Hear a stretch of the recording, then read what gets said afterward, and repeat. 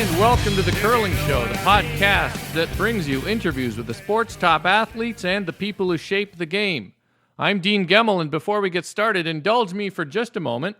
As longtime listeners might know, before moving to New Jersey, I spent a number of years in Kalamazoo, Michigan, a small city that was a great place to live, except for its lack of a curling club. While I was there, I pitched the sport to anyone I met, and now one of my good friends who still lives there and curls in a bonspiel with me every year has an opportunity to get the sport going in an arena. The good thing is the city probably has too many hockey rinks, so there's a chance one of them could be converted to full-time curling. The challenge, of course, is securing rocks. We're working on a few approaches, but if anyone out there has any thoughts or help on rocks, hacks, or pebble cans to get this operation going, send an email to me at dgemmel, Gemmell, at thecurlingshow.com. You can also find it on the Curling Show website. Help out, and I promise I'll make sure you're invited to the first event they hold when this place becomes the newest permanent curling facility in North America. Now, on to this edition, a conversation with a young player with shiny belts and a sparkling resume. A two-time World Junior Champion, a 2007 World Champion, and a member of the winning rink at last year's Masters of Curling, Brent Laing, welcome to the Curling Show. Thanks, Dean. Thanks for having me on. Pleasure to have you here. Let's talk about your start so far this season. While you guys haven't been completely unbeatable, it sure looks as if you're picking up where you left off last year. Is this team playing with a level of confidence like it's never had before? I think it's kind of been building since we started together. I mean, we started, I guess this is our fourth season. First year we came out of the blocks and kind of built slowly, had a good year for a first-year team, and then the next year got a little bit better, and then obviously last year had our best year to date. And then this year, we've come out, obviously winning the Worlds gives anybody some confidence, and we won some other spiels last year at a Grand Slam, as you mentioned, and so we came into this year knowing that people would be, up to beat us. Anytime we played previous World Champs or Brize Champs, we always wanted to beat them, so we knew we'd have to be ready for that, and we've had some fortunate breaks along the way. I mean, you always need that to win bonspiels and to win Briars and stuff, but we've been playing pretty well so far this year. We've been happy with our start, and hopefully we can keep it rolling. Hey, you guys won a Grand Slam and a World Championship last year. Talk for a minute about the difference in winning a Grand Slam event versus a World Championship. Well, a Grand Slam event, it's hard to say that it's harder. Certainly there are 16 of the best teams in the world. There's the 16 best teams in the world at a Grand Slam. Certainly you don't have to play them all, thankfully, to win the Grand Slam, so it's a little bit different, but I think the Grand Slams are getting bigger and bigger every year, and guys are wanting more and more to win one.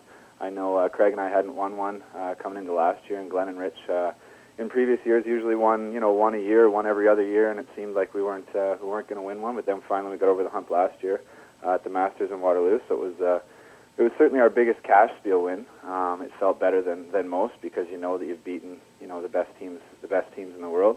And then with the World Championship, it's a totally different feeling. Obviously, you start at the zone level to get to the provincials, and it's just, I think what adds to winning the Brier and to the Worlds is how long a trail it is. Certainly, it's hard to get into the Grand Slams, but once you're in there, it's you get to play in lots of them, so you get lots of chances. Whereas with the Brier, you don't know how many times you're going to get back. The Worlds, certainly you don't know if you'll ever get back. So I think it's a bit sweeter still to win that, but like I said, I think the Grand Slams are building, and hopefully in 20 or 30 years, the Grand Slams will be similar to the way they are in golf, the majors of the year and what everybody plays for, and then hopefully the World Championship and the Brier just becomes kind of the fifth major. You make a good point with that. I think that is the big difference, right? I mean, the pressure of playing in a Brier final or a World Championship is you don't know. It's so long to get there. You don't know if you get back. The Grand Slams, where I think the fields are a lot stronger and there's no empty spots on the bingo card like you might have at a Worlds, it's not the same grind to get there. That's for sure. And the best part about playing at the Worlds is having the maple leaf on your back. That's what you always curl for. Growing up in juniors, you're watching, for me, watching Glenn and Russ with Team Canada jackets and always wanting to wear that and then getting the chance to in juniors and then really wanting to do it again in men's. And that's what makes the World Championship special is just representing Canada, which is the best curling nation in the world by far. And if you can earn the right to wear that jacket, you've been doing something right. So that's the difference. The Grand Slam, certainly, to win one of those, obviously you've been playing great and beat the best there is. So that's the difference. But I think it's the history that still kind of separates the two. And the Grand Slams, like I say, are certainly building. and maybe for the next generation of curlers, they'll be right there with the Brier and the Worlds. Hey, your last outing win at the McDonald's Invitational in Brantford. There weren't a lot of Western teams playing, but there were a few, and it was a solid field with David Murdoch from Scotland and Jean-Michel. Well, I don't know if Jean-Michel Menard was there or not, but some solid Quebec teams. And Ontario teams had 6 out of the 8 qualifiers, nonetheless, if you count the M&M Meat Shops platoon with John Meade. Do you think the depth of talent in Ontario, and you're from Ontario, so you're a little biased, but do you think the depth of talent in Ontario gets the respect it deserves? Probably not. But I don't think the depth in many provinces get kind of the kudos they deserve. From every other province, you always want to think that your province is the hardest. Certainly, I don't think there's any question that the hardest province to win right now is Alberta. 3 of the top 4 teams in the world are from the same city, so that's pretty much the hardest province, and I don't think anybody would argue that point. Right. Ontario, I think with Ontario, the trouble is we don't have a lot of quality spiels here. So you'll see like the B teams or the second level teams in the other provinces like Manitoba and Alberta, they get to play in $10,000 and $12,000 first prize events. So you see their names up on the CTRS and you hear people talking about them on the chat sites and stuff, but you don't hear much about some of the Ontario teams. And I think you nailed it. I think there's 10 or 15 really good teams in Ontario. Most of them don't travel very much. They'll play a little bit in Quebec. Right. They'll play in Ontario, and they maybe travel once. But it's tough because once you have to get on an airplane, you have to put out $1,000 a man pretty much to go out there. And if you don't qualify, there's not many guys that can afford to take that time off work and risk that amount of money. Unfortunately, that's what it takes to get better. You have to get out there and play those Western teams and all the best teams. So, it's great to see the McDonald's Classic there in Brantford getting bigger each year, and I know that the organizers there, Jay Allen and Wayne Tuck, want to see it get bigger again next year. That's agree. It's a good. You guys had to steal an extra in against Greg Balzan, a team that always gives you a pretty tough game. But you're right, you don't see them in Western Spiels. Yeah, and for those guys, for sure. Adam Spencer, the third on that team, he has a new baby and a job, and those guys, they're trying to juggle school, work, and then without big sponsorship dollars in Ontario. The Western teams seems to do better at sponsorship. I don't know, maybe they just know how to get it better, but it seems like it's a bigger deal out there. People are more interested in curling. And they can get in a car and go to 8 spiels in a year for, where the first prize is $10,000, qualifying is $2,500 or $3,000. And in Ontario, you just can't do that. You can drive to there's a few like Guelph and some of the smaller ones for about $5,000 for first, but they don't get you any CTRS points. They don't get you into any of these other events. Right. So it's a difficult go for the teams like Greg Balzan. If he lived in Alberta or Manitoba, he would probably be a top 20 team right now. They're a good team. They win a lot. They've beaten us a handful of times over the years. They've beaten Madaw. They get to the provincials every year. They make the playoffs. They just haven't broken through on that at that next level. But it's like I say, it's tough to do out of Ontario. Yeah, it'd be nice to see some more events get going there, but it's a tough sell. Maybe this push to get a big event in the ACC will help. I don't know, but I hope so. Yeah. Hey, we know about the fashion statements of your team, and I think a lot of them are of your making, but I'm sure you've thought about other ways beyond the clothes that the presentation of curling could be improved. Give me some of your ideas. Well, we've been banging our heads against the walls for years trying to make it, more appealing to a bigger market and make it especially more appealing to a younger market. I don't think we found the answer with these mustaches we're growing this month, but I don't know. We're trying different things. The white belts came from golf, and a lot of people seem to like that. And now it's fun to go out and see. You go out to a junior spiel and you see lots of white belts out there, which is kind of cool. We've tried the pink jerseys last year. Tried to add some color to the game, and this year we've got some numbers on our backs, which are causing lots of questions from a lot of people wondering what the numbers are on our backs. There's nothing. What are the numbers actually? What do you have 1 through 5, or is it a? No, we just picked each our own number, whatever number we wanted. Craig was 27. I think that was the year his grandfather was born in 1927, so that has some meaning for him. I'm number 7, which was my old hockey number. Also, last year 2007 was a pretty good year for us, both on and off the ice, having my son born. So that's my number. Richie's number 11, which was his hockey number. And then Glenn was number 4, his dad's birthday, and Bobby Orr. So I like the numbers idea because I'd love to see them sell player jerseys at events. Numbers would help with that, I think. We've talked about that. Actually, it came up last weekend at Brantford, especially with Brier jerseys. You see kids, and they'll run us down after a game trying to get one of our jerseys, and we have a few, and we try and do what we can and give them out to different charities and give them out to kids and stuff. But we get 4 jerseys. I think it's 4 at the Briar, something like that, anyways.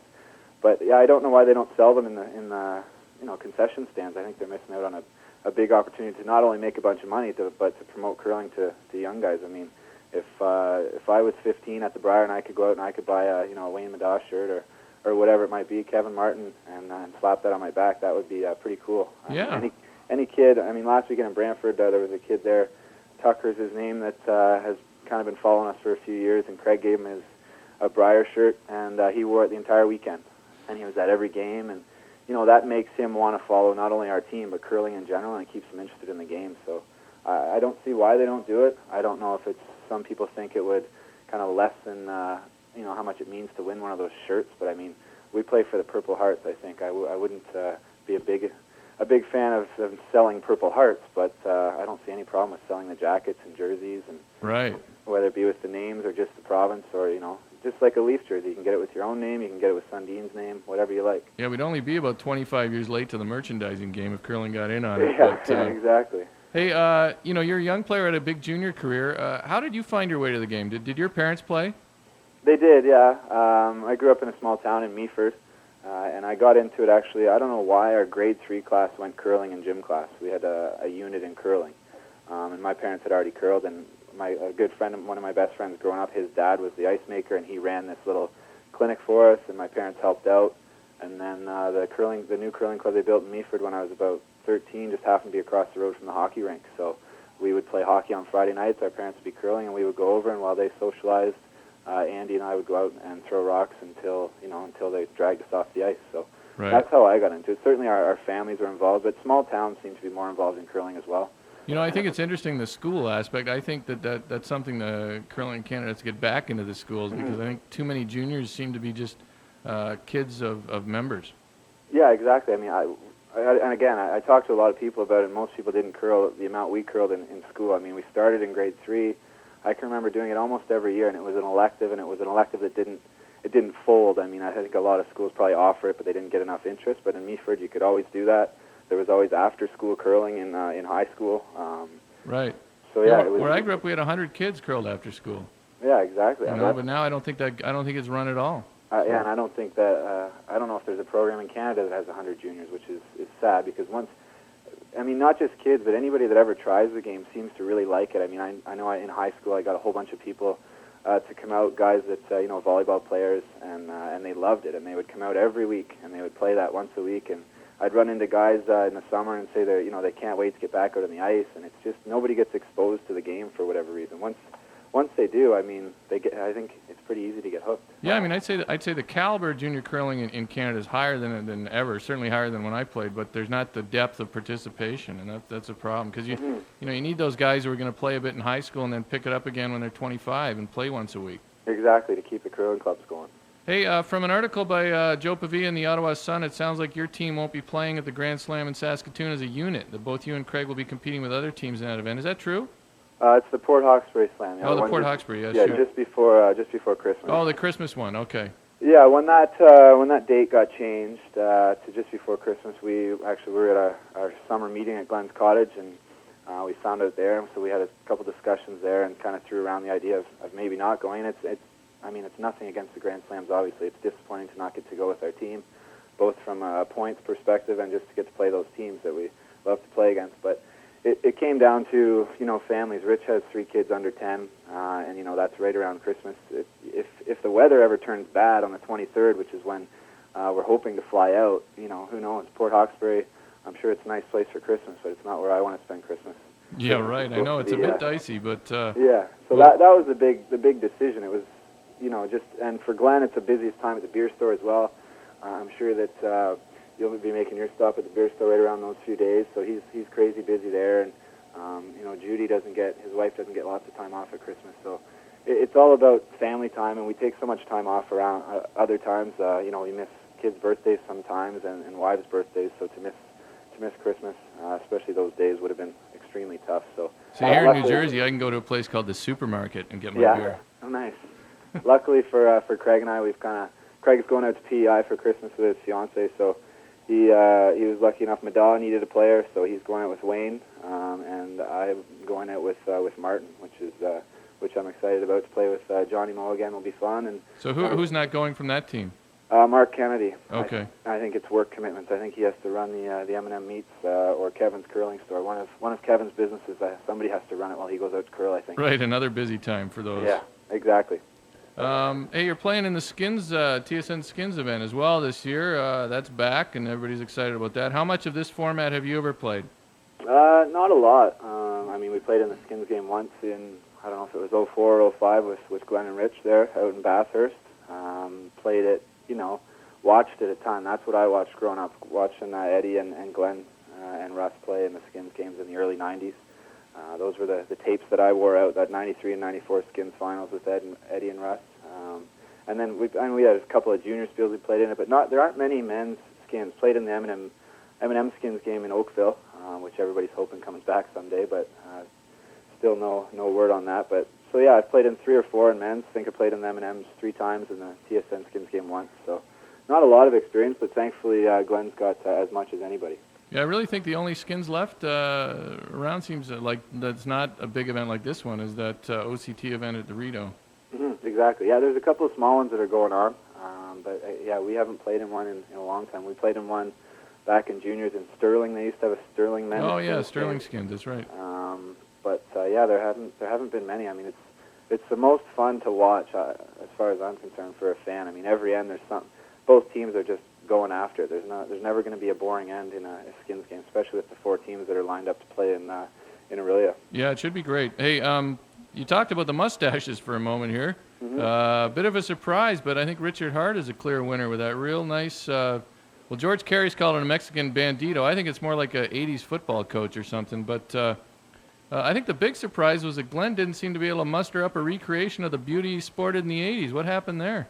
I think age has caught up with Glennie. I'm not sure. It doesn't stand out. The salt and pepper doesn't stand out like Richie's dark black one. Yeah, I mean, if you look at the old footage from '87, Glenn had a beauty. He did, yeah. I forget how many years. I think he had it for 13 years. He started growing that one in grade 13, though. So he was a different man back then, I think. Started growing in grade 13. That's awesome. I think that's what he said, and he shaved it off in '92, I believe. So oh, not a moment too soon. It was a long run, but yeah, Richie, he's definitely the leader. Hey, why no Fu Manchu or Raleigh Fingers handlebars? There's a couple of people that did that. Johnny Moe had the Hulk Hogan handlebars going. I'm sure he's sticking with that. And another guy in Ontario, Pete Stefsky, has it going. So nice. Yeah, there's some entertaining ones out there, but Richie is definitely the leader. I'm not convinced he hasn't dyed it yet, but we'll see after he shaves it off. He may admit to it, but he's got. I would call it the Tom Selleck. He likes to be called Tom Selleck. So the Tom Selleck. That's nice. It's this month. Hey, last thing, you guys didn't play in the Cactus Pheasant. Do you wish you'd gone out to that? Oh yeah, we would have loved to have gone, and for a while in the summer, we definitely kind of juggled around trying to go. Bottom line was the only reason we didn't go is because it would have been 4 in a row. We went to Portage, where we were the defending champs, so we kind of felt like we needed to go back there, and it's a great spiel, and we've been going there for a few years. And then the next weekend would have been Brooks, which sounded like a great event, looked like a great event before it happened, and then all the reviews have been great. So we would have had to fly back to back, and then the weekend after that was Lloyd back to Alberta, where again we were defending champs, and felt it was a great spiel that we went to last year, and we'd like to try and go back to the same spiel, especially when they're run that well. So it would have been fly to Portage, fly to Alberta, and then we had the one in Brantford back here, which to drive to a spiel for 13,000, we don't get many chances at that. So right. It was just Brooks just happened to be the odd man out. We talked with Lawrence Block. He came to Lloyd and introduced himself and said, we really hope to come next year. It just totally depends on timing. For us to fly to Alberta back-to-back weekends is difficult. You get back kind of Tuesday, and then you leave again Wednesday night, and just the travel back and forth just kills you. So. Well, I hope they find a good spot for it then, maybe that gets you guys out there and doesn't make you drop Lloydminster or something. Yeah, I mean, I don't think that the field was lacking by any means. I think every good team was there. It certainly sounded like a success on every front. So hopefully next year we can fit it in. All right, Brent, we end with a run back. I'll give you a topic. You give me your thoughts in 1 to 3 words. All right. Saskatchewan Roughriders, Grey Cup champions. Too bad. Were you at the game? No, I watched it on TV a little bit last night. All right, so did I down here. The Capital One credit cards. Sounds good. CCA assigned coaches at World Championships. No comment. Sponsor crests on Briar uniforms. That would be nice. And finding a job that makes it easy to curl a lot. Almost impossible. Yeah, you've changed jobs, I guess, right? Changed careers? I have, yeah. I've been lucky. Golf fit well. Right. And golf was a lot of fun, but having a baby, I needed to make some money. So now with the family business being weed man, lawn care, it kind of fits again. So I'm kind of done again for the season, and curling and family are the only things I have to juggle, which I always say to Rich and Glenn, I don't really know how they do it. Come back to a job and a family after, a long weekend like that where you played 10 games and you're coming back on the red eye. I really don't know how they do it. And you're getting used to the family now, aren't you? That's going well? Yeah, it is going well. Will's doing well. He's 9 months now, and it's been a lot of fun, and hopefully this winter will be a lot of fun because we'll get to spend a lot of time together. Anytime I'm not traveling, I'll be at home with family, so looking forward to it. All right, Brent, unlike the CCA, I allow full mention of sponsors, so let me know who you guys... I think most people know who sponsored you guys, but say it again. Yeah, we have the usuals back. I mean, without these sponsors, it'd be difficult to do what we do, that's for sure. JVC of Canada, who's been with Richie now since he was about 20. They've been amazing for us over the years. Dominion Insurance of Canada, who we just got last year. This is their second year with them. They've been great. Balance Plus, curling.com. They've also our coach, Scott Taylor. He's been with Craig and I since '99, so we have a great relationship with him, and he helps us out a great deal. And then Hartwell Electric, which is Rich Hart's electrical company in Toronto. They've been kind enough to come on board the last 2 years. So with those four, we put together enough money to make a run around the country and see what we can do. All right, thanks, Brent. I appreciate your time. Good luck out in Quebec City this weekend. Okay, thanks, Dean. That's Brent Laing on The Curling Show. Thanks for listening. And don't forget to watch the first Capital One Grand Slam of Curling this weekend from Quebec City. It's going to be on Country Canada Saturday night. I think it's 7 o'clock Eastern. And on CBC, the main network, at 1 o'clock Eastern on Sunday. Don't miss it. It's going to be some great curling.